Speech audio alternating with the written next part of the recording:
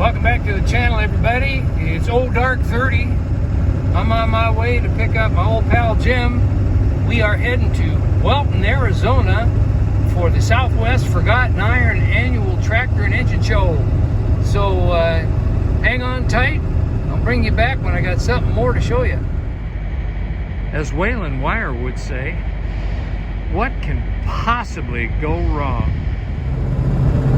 By golly, I'm going to buy the owner of this truck a new steering wheel cover. Because more of the steering wheel cover is on my hand than is on the steering wheel. Jim and I had to stop in Dayton for a Dayton shake. Best milkshakes on the planet. It's not an adventure until something goes wrong.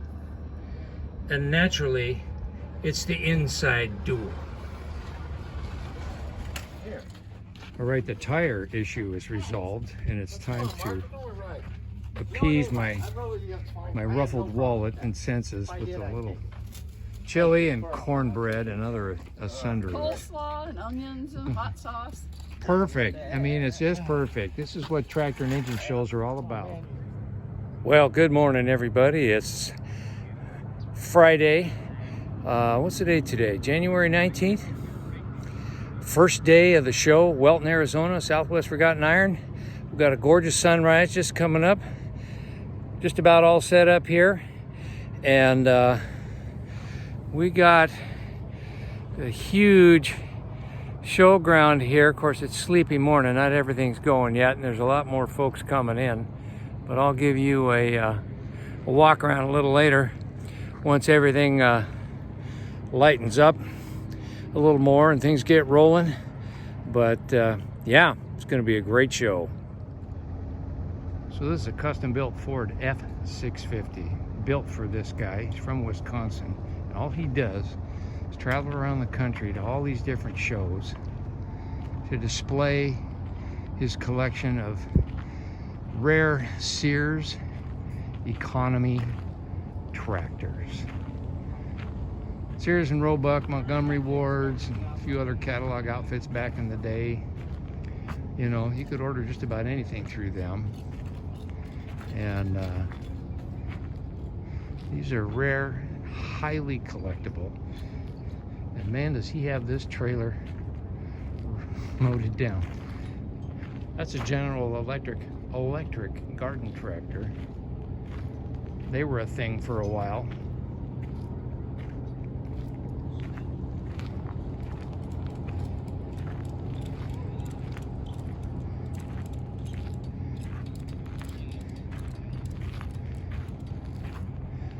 Oh, we got a Ford power unit there, stationary power unit.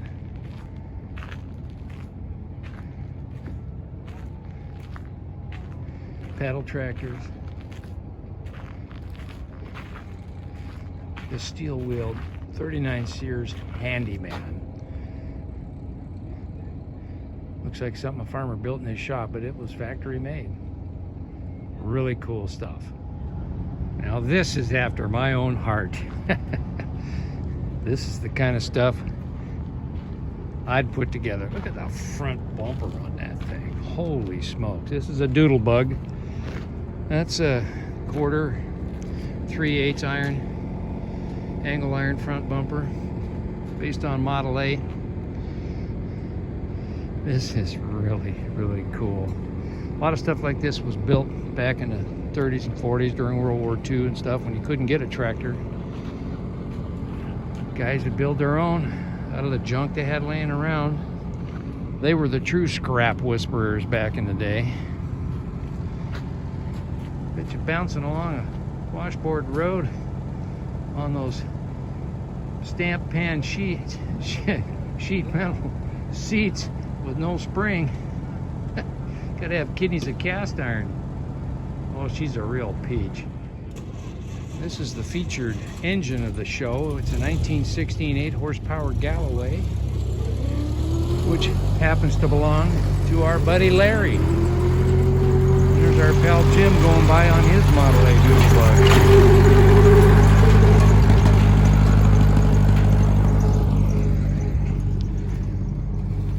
I helped Larry retrieved this engine a few years ago and bought it, helped him get it loaded up. And yeah, he bought this in Patagonia, Arizona. And he rigged up a pony engine on here with a friction wheel so he could start it without having to spin those flywheels by hand. That's how he starts the thing. It runs good.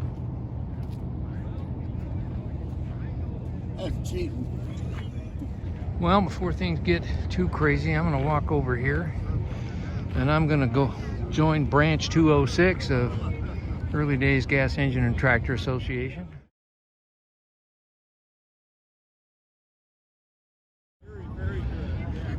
Might as well belong to both chapters in Arizona. I belong to Branch 240 right now. Might as well join 206. Well, I'm officially a member of Branch 206, complete with hat. I got a bag of goodies. So, yeah, I'm ready to go. We're doing some test runs on the tractor sled on the track. There'll be some grooming done. And that pull sled belongs to our club, Branch 240, Power from the Past. And hiding on the back there, barely with his cap sticking up, that's our Vice President, Zane Parker. And Bucky Stevens on the Caterpillar there, he kind of maintains and stores that pull sled. So we'll do some test runs and groom the track, and we'll be doing some pulling action around noon. I'll try and get some video of that. I have absolutely no business looking at any scrap at the swap meet, but I can't help myself. Ooh, little monkey words, welder. No, I better not. Alright, our trowel there is. Getting this thing all positioned. Get ready and fire up.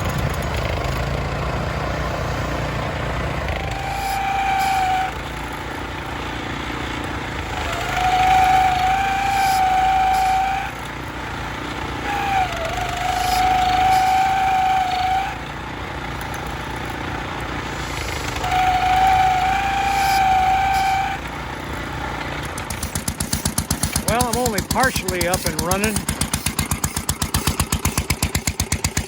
I got a casualty. So my old pal Jim is out looking for parts, see if we can get this one running.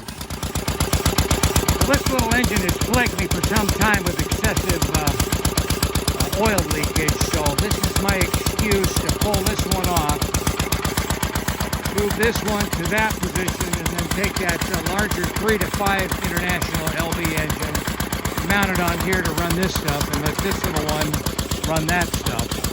And then I'll tear into this to discover the problem with the oil leakage. But in the meantime, Jim's going to see if anybody's got some LB valve train parts laying around here. See if we can't get this up and running again for the show.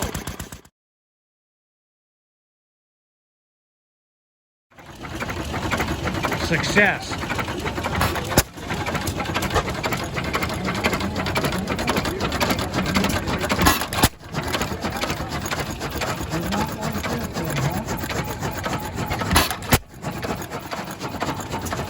You got her going, Larry. She sounds good. Something tells me the band's not going to be happy with you when they start playing. No. Build up compression in the engine to fire off the diesel. So what this has, it's got a starter on it that is a pony engine, much like Caterpillar. So it's got a pony engine that'll start turning the main, and after they build up enough compression in there, then that will fire off. So the 720 was the same as the 620. They were 1950.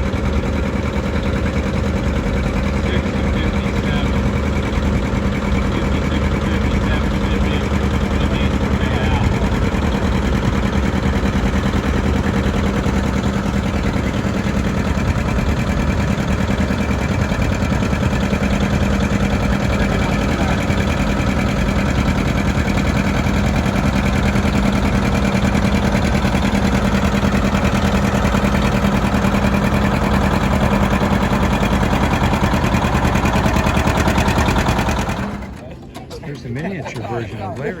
1927. It's a 2 1/4 horse Galloway, 1909.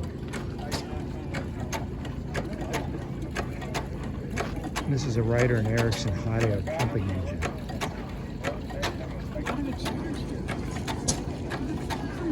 That's cool. 1927 Fordson Model F Traxxon conversion. Whoops, sorry. The guy that had it had a whole bunch of boys. I need him. Radiator's seen better days.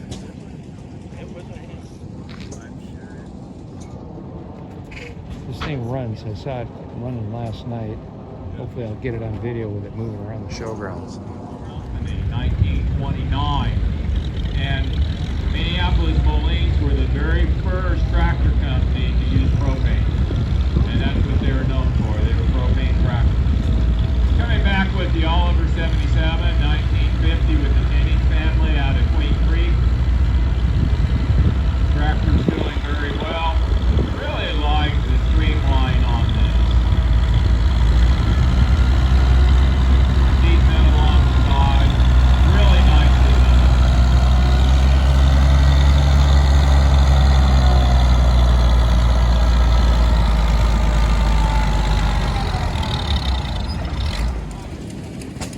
'49 case VAC.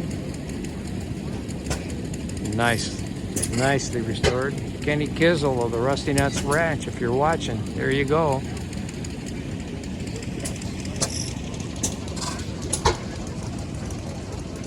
Here's a sweet little Cushman truckster.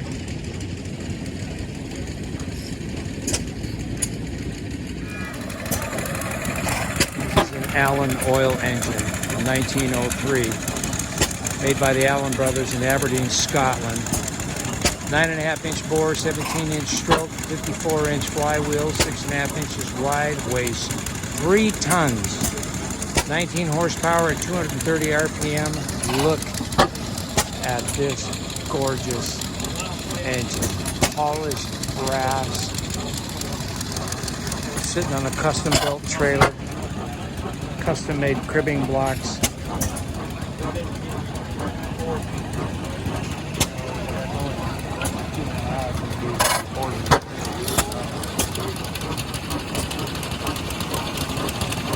What a beauty. Check out the stack.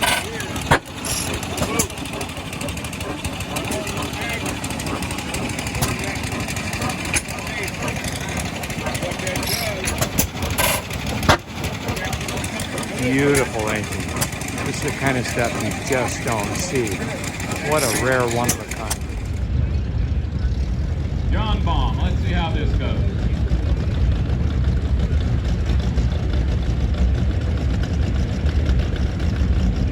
Sears and Roebuck Special. This Sears and Roebuck Economy is powered by Model A Ford drivetrain. We did it for 2 years, 38 and 39, until Ford got wind of it.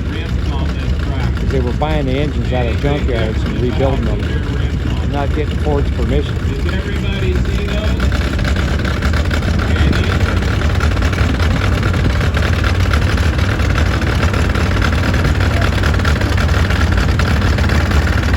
And it sounds like a Ford.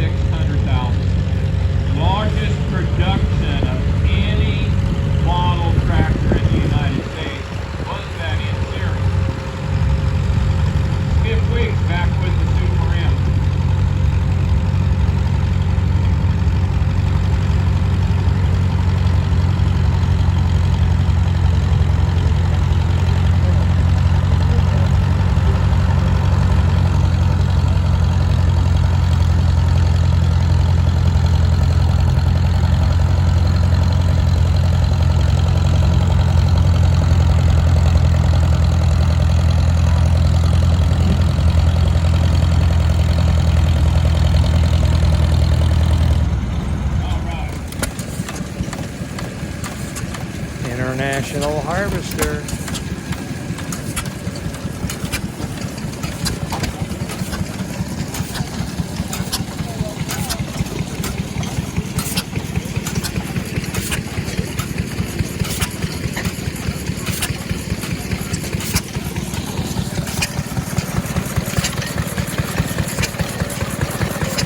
It's a Dean steam pump, and it's powered by a 2 horsepower Cushman on a homemade cart.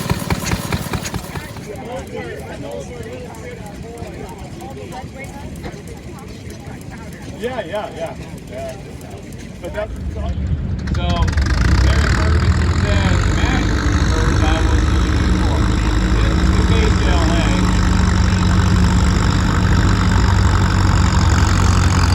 This is the largest tractor that he's had at the time for retail product.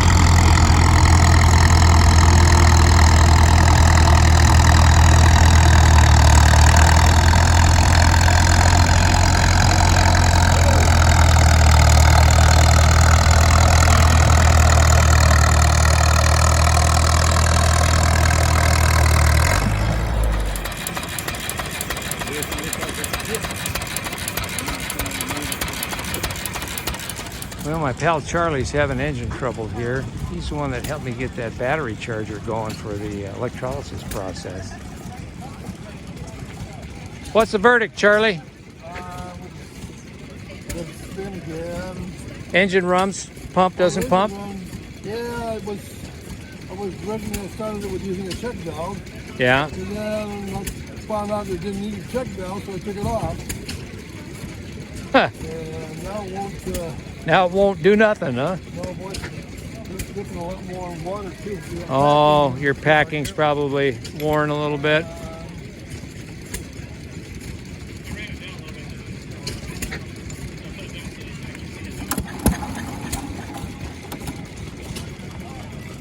Not a whole lot of room for your knuckles, is there? No.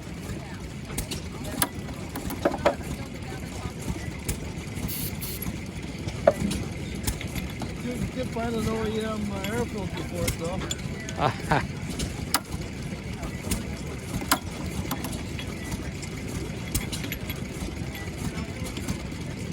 As soon as I stop filming, it'll start. Oh, hey! Look at that.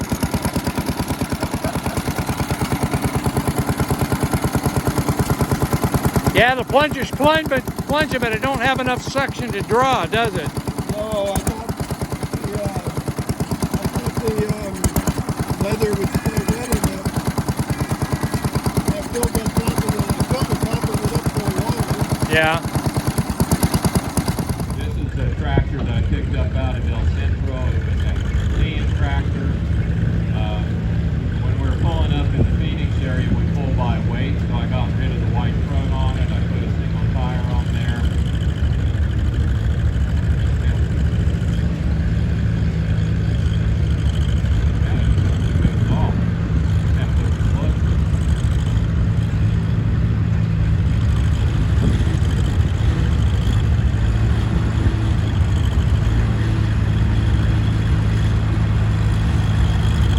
I always enjoy pulling this tractor. The Aces is 24 horsepower. I put water in the tires, but I didn't put any weight on. I got this tractor down to about 4,000 pounds. And it'll pull about 6. About ready to do it.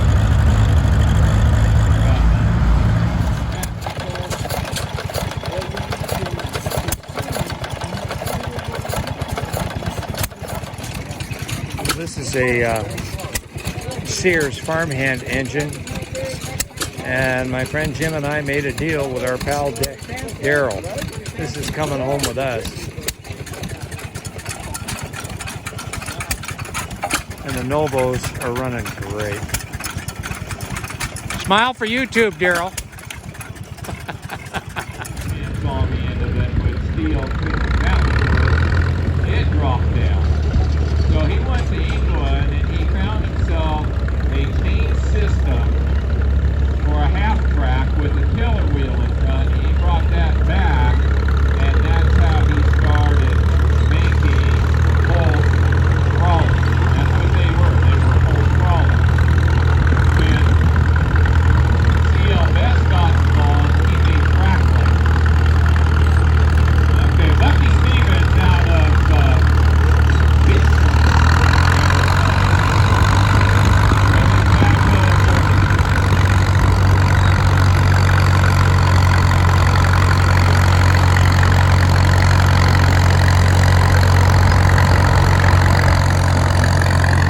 Power from the Past member Bucky Stevens.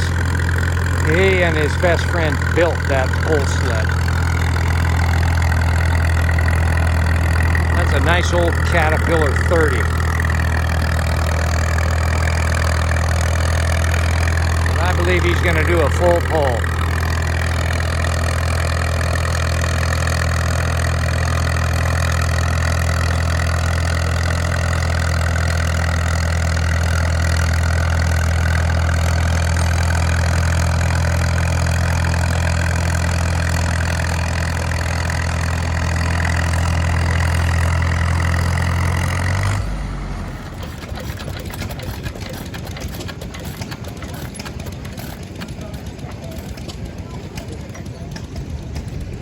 Never fails. I show up with the camera and it quits running. Particle. So I was up in northern Idaho, and this was close to Mexico. That's over on the Texas border. And I belonged to a family. The daddy lost Bradford. He passed away, and it was on Craigslist. And I have one picture to work off of.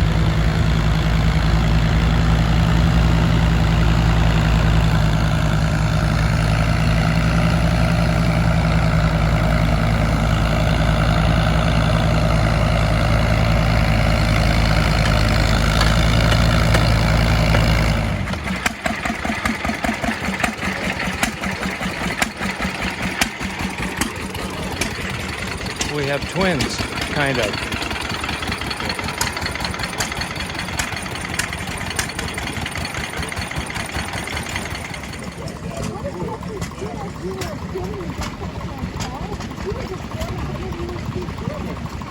Running a water pump. Go ahead and run that.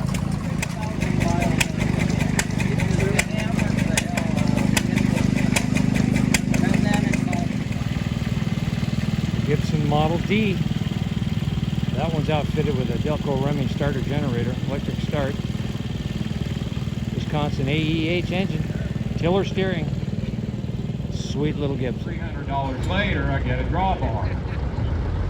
Then it's got two cylinders on it that are going to lift that up. Well, one cylinder was leaking, so I told him, don't put seals in this thing. Because he said, man, the rock thing, you got to get a whole new cylinder. $475 later. This is Mark Bott from Power from the Past on his restored International Farmall 560.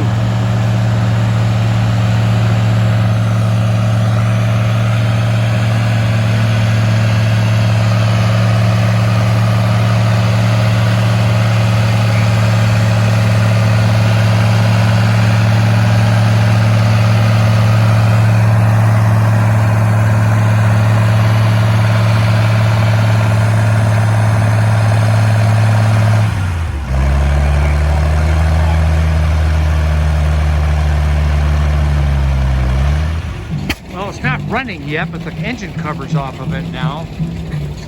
So there's the ID tag on the engine.